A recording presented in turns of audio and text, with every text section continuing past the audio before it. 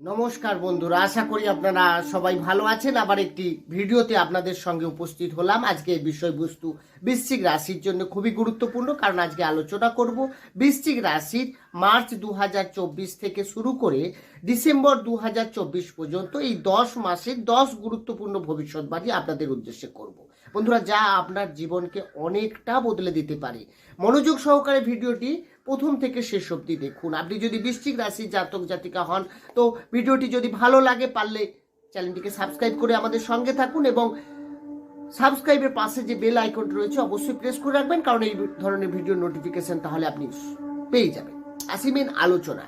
তো বন্ধুরা, এই যে 10 মাস অর্থাৎ মার্চ থেকে শুরু করে ডিসেম্বর পর্যন্ত বৃশ্চিক রাশির ক্ষেত্রে কি ঘটতে চলেছে, কি 10 ঘটনা ঘটবে যা আপনাকে অনেকটাই ভালো হতে পারে, কিছু খারাপও হতে পারে। সেটা কি বন্ধুরা? প্রথমে যে ঘটনাটা ঘটবে, আপনার রাশির অধিপতি গ্রহকে না মঙ্গল, মঙ্গল থার্ড হাউসে উচ্চস্থ হচ্ছে। কবে না? মার্চ থেকে শুরু করে এপ্রিলের মিডল পিরিয়ড পর্যন্ত। বন্ধুরা, এই যে মঙ্গল উচ্চস্থ হলো, তৃতীয় ভাব মঙ্গলের শুভ ক্ষেত্র, তৃতীয় ভাবে মঙ্গল অনেক ভালো ফল দেয় আমরা জানি। তো সেখানে যখনই মঙ্গল উচ্চস্থ হচ্ছে, তো আপনার এনার্জি লেভেল অনেক বৃদ্ধি পাবে। আপনার যে কোনো কাজের মধ্যে একটা সাহস পরাক্রম দেখিয়ে আপনি এগিয়ে যাবেন। ভীত হয়ে যে পিছনে সরে আসা, এই জিনিসটা আপনার মধ্যে আসবে না। আপনার যে কোনো কাজে আপনি অগ্রগতি হতে পারবেন পজিটিভনেস নিয়ে। এটা হচ্ছে সব থেকে বেটার, কারণ আমরা যে কাজ করি তার মধ্যে সবসময় এই চিন্তাটা আসে না যে আমার কাজটা হবেই। এই যে চিন্তা ভাবনাটা, এটা যেটা বর্তমানে আপনার দেখা যাবে, ফলে আপনি কাজটা অনেকটা আপনার যে মনোবল স্ট্রং হওয়ার কারণে আপনি কিন্তু এগিয়ে নিয়ে যেতে পারবেন। তো প্রথমে দেখাচ্ছে মার্চ এপ্রিল মাসে কিন্তু আপনার মঙ্গলের অবস্থান অনুযায়ী আপনার কিন্তু এগিয়ে যেতে পারবেন আপনি। এরপরে দ্বিতীয় যে ঘটনাটি ঘটবে বন্ধুরা, দ্বিতীয় যে আলোচনা করব সেটা হচ্ছে রাহু। হ্যাঁ বন্ধুরা, রাহু আপনার পঞ্চম ভাবে অবস্থান করে থাকবে এই মার্চ থেকে শুরু করে ডিসেম্বর পর্যন্ত। ডিসেম্বর 2024 পর্যন্ত রাহুর অবস্থান পঞ্চম, মানে হচ্ছে শিক্ষার ক্ষেত্র। বন্ধুরা, এই শিক্ষার জায়গায় রাহুর এই অবস্থান কিন্তু মোটেই ভালো নয়। অর্থাৎ আপনার যদি এক্সাম, কোনো অ্যাডমিশন বা কোনো ইন্টারভিউ এগুলো থাকে, এখানে কিন্তু আপনার মাইন্ডটা অনেকটা ভ্রমিত হবে, আপনি কনফিউশন থাকবে, আপনি ভয় পাবেন যে আদেও আমার জিনিসটা হবে কিনা, কারণ আপনার মাইন্ডটা অনেকটা চেঞ্জ হতে দেখা যাবে এই সময়। তো বন্ধুরা, এই বিষয়ে আপনাকে অবশ্যই সাবধান করতে হবে। অবশ্যই লাস্টে আমি এর প্রতিকার বলে দেবো বন্ধুরা, কারণ এখানে হচ্ছে বৃহস্পতির ঘর, গুরুর ঘরে আপনার রাহু বসে আছে। তো আপনার মনের মধ্যে সবসময় একটা টেনশন, সবসময় কি করি এই রকম একটা টেনশন, যে আদেও কাজটা হবে কিনা, আপনার ডাউটনেস এগুলো কিন্তু বাড়িয়ে দেবে। তৃতীয় যে ঘটনাটি ঘটবে বন্ধুরা, আপনার ক্ষেত্রে বলবো শনির অবস্থান। শনি কিন্তু চতুর্থ ভাবে অবস্থান করে থাকছে জুলাই পর্যন্ত, অবশ্যই মার্গী অবস্থায় আছে স্বক্ষেত্রে। সুতরাং ষষ্ঠ নামক রাজযোগ তৈরি করে রয়েছে। সেই জায়গায় কিন্তু আপনার চতুর্থ রিলেটেড, অর্থাৎ আপনি যদি কোনো লোহা রিলেটেড, কোনো মেশিনারি রিলেটেড, ইলেকট্রনিক্স কোনো জিনিস কিনতে চান, বা এই সময় আপনার কেনার দিকে একটা ঝোঁক, বা কিনলে আপনার কিন্তু লাভই হবে, আপনার পজিটিভ কাজ দেবে এখানে শনি। চতুর্থ যে ঘটনাটি ঘটবে বন্ধুরা, বৃহস্পতি ষষ্ঠ ভাবে অবস্থান করে থাকবে আপনার এপ্রিল পুরো মাস, মেয়ের পর থেকে সপ্তমে গোচর করবে। তাহলে ষষ্ঠ ভাবে এই যে 2 মাস, মার্চ এপ্রিল মাস, তাহলে পঞ্চমপতি, অর্থাৎ পঞ্চমপতি বৃহস্পতি সে ষষ্ঠে গিয়ে অবস্থান। ষষ্ঠ ভাব রোগের ঘর, শত্রুর ঘর। ষষ্ঠ ভাব আমাদের শুভ নয়। বৃহস্পতি এই ষষ্ঠে অবস্থান করা কিন্তু যথেষ্ট নেগেটিভ। তার কারণ আপনার ক্ষেত্রে যেসব লিভার ডাইজেশন সংক্রান্ত সমস্যা, পেটের কিছু সমস্যা দেখা যেতে পারে। আপনার মধ্যে চিড়চিড়ে মেজাজ, বা কোনো বিষয় নিয়ে আপনার ডাউটনেস, এগুলো ক্লান্তিবোধ, এগুলো সামান্য আসতে পারে আপনার মধ্যে। পঞ্চম যে ঘটনাটি ঘটবে বন্ধুরা, বৃহস্পতি হচ্ছে পঞ্চম ঘরের অধিপতি গ্রহ। পঞ্চম মানেই হচ্ছে শিক্ষা। তাহলে শিক্ষার মালিক সে বসে আছে ষষ্ঠে, আগে পঞ্চমে। তাহলে শিক্ষার দিকটা 2024 এই মার্চ পর থেকে ডিস্টার্বই দেখাচ্ছে। দ্বিতীয় কথা হচ্ছে আপনার ক্ষেত্রে সেটা হচ্ছে প্রেমের ক্ষেত্রে। হ্যাঁ বন্ধুরা, প্রেমের ক্ষেত্রেও কিন্তু বাধার সৃষ্টি করে, কারণ পঞ্চম থেকে প্রেম ভালোবাসা বিচার করা হয়। তো পঞ্চমপতি ষষ্ঠে অবস্থান এপ্রিল মাস পর্যন্ত, প্রেমের ক্ষেত্রে আপনাকে সাবধানে থাকতে হবে। আপনার সামনের ব্যক্তি, সে প্রেমিক বা প্রেমিকা যেই হন না কেন, তার কিছু হেলথ ওরিয়েন্টেড সমস্যায় আসতে পারে এই 2 মাস। এটাই কিন্তু আপনাকে বিশেষ নজর দিতে হবে।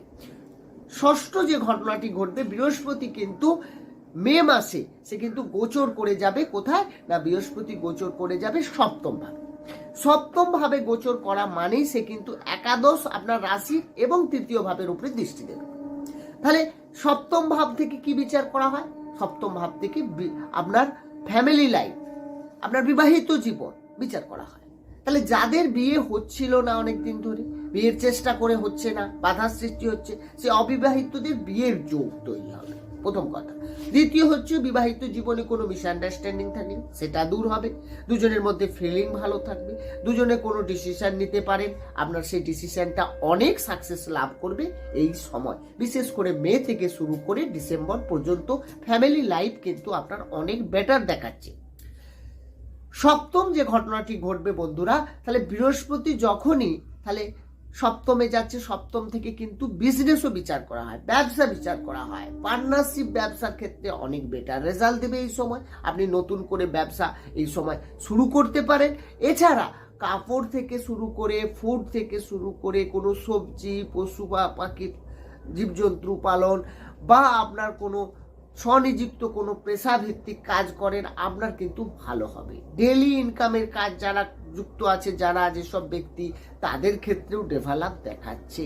যারা মেডিকেল লাইনে রয়েছে তাদের ক্ষেত্রেও কিন্তু বেটার। যারা মেডিকেল রিপ্রেজেন্টেটিভ বা সেলস ওরিয়েন্টেড কাজের সঙ্গে যুক্ত আছে তাদের ক্ষেত্রে ভালো ফল দেবে এখানে।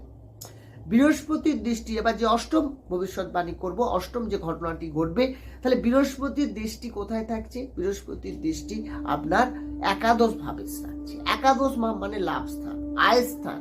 তার মানে আপনার ডেইলি ইনকাম বৃদ্ধি পাচ্ছে। আপনি যদি চাকরিও করেন, আপনার দেখবেন এই সময় মেয়ের পর থেকে আপনার ইনক্রিমেন্ট হচ্ছে, ব্যবসায় বলুন বা চাকরিতে বলুন, আয় বাড়ছে। বা আপনি কোনো অনেক প্ল্যান করে রেখেছেন অনেক দিন ধরে, সেটা কিন্তু এই মেয়ের পর থেকে অনেকটা সাকসেস হওয়ার সম্ভাবনা রয়েছে। এরপরে আসবো নবম যে ভবিষ্যৎবাণী, অর্থাৎ নবম ঘটনা আপনার জীবনে ঘটতে চলেছে, সেটা হচ্ছে কি না, বৃহস্পতির দৃষ্টি আপনার রাশির উপরে এবং থার্ড হাউসে পড়ছে। তাহলে বৃহস্পতির দৃষ্টি রাশিতে পড়া মানেই আপনার রাশির মধ্যে একটা পজিটিভনেস, আপনার মধ্যে চিন্তা ভাবনা, কারণ বৃহস্পতি আপনার শুভ গ্রহ, পঞ্চমপতি, তার মানে আপনার লাভ হবে, তার সঙ্গে সঙ্গে অগ্রগতি, এবং আপনি দেখবেন আপনার বুদ্ধিমত্তা অনেকটা বৃদ্ধি পাবে এই সময়। দেখা যাবে কোনো প্ল্যানিং, আপনি অনেক প্ল্যান ভেবে চিন্তে করে আপনি কিন্তু সাকসেস হচ্ছেন। বৃহস্পতির দৃষ্টি থার্ড হাউসে থাকা মানে অনলাইন কাজের উপরে আপনার কিন্তু ডিপ বাড়বে। যে কোনো অনলাইন কাজ, কারণ মঙ্গল প্রথমেই ছিল উচ্চস্থ হয়ে, সেখানেও দেখা যাচ্ছে যে ডিজিটাল মার্কেটিংয়ে যারা রয়েছেন তাদের ক্ষেত্রে অনেক বেটার। এরপরে আসবো দশম যে সর্বশেষ ঘটনা আপনার জীবনে ঘটতে চলেছে এই 2000 মার্চ থেকে ডিসেম্বরের মধ্যে 10 মাসে 10 ঘটনা, তার মধ্যে সবশেষ ঘটনা হচ্ছে কি না, শনির ঢাইয়া শুরু হচ্ছে। হ্যাঁ বন্ধুরা, শনির ঢাইয়া শুরু হয়ে গেল আপনার চতুর্থে যখনই শনির অবস্থান থাকছে। তো এই সময় দেখা যাবে যাদের জন্মকুণ্ডলিতে শনি খারাপ আছে, খারাপ কিভাবে বুঝবেন? যদি শনি অশুভ গ্রহের সঙ্গে যুক্ত থাকে বা আগে পরে অশুভ গ্রহ থাকে বা কোনো অশুভ গ্রহের দৃষ্টি থাকে, এই সব কারণে আমাদের শনি অশুভ হয়। তো সেই জায়গায় আপনার কিন্তু অনেকটা ব্যাক পেনের সমস্যা বা আপনার পায়ে জয়েন্ট পেনের কিছু সমস্যা, কিছু ক্লান্তিবোধ আপনার থাকতে পারে। আর যাদের জন্মকুণ্ডলিতে শনি ভালো থাকবে তাদের এই ধরনের কোনো সমস্যা হবে না। বন্ধুরা, আপনারা এই প্রথম থেকে এই ভিডিওটি শেষ পর্যন্ত দেখার জন্য অনেক অনেক ধন্যবাদ। আপনারা ভালো থাকুন, সুস্থ থাকুন, দেখা হবে অন্য একটি ভিডিও নিয়ে। নমস্কার।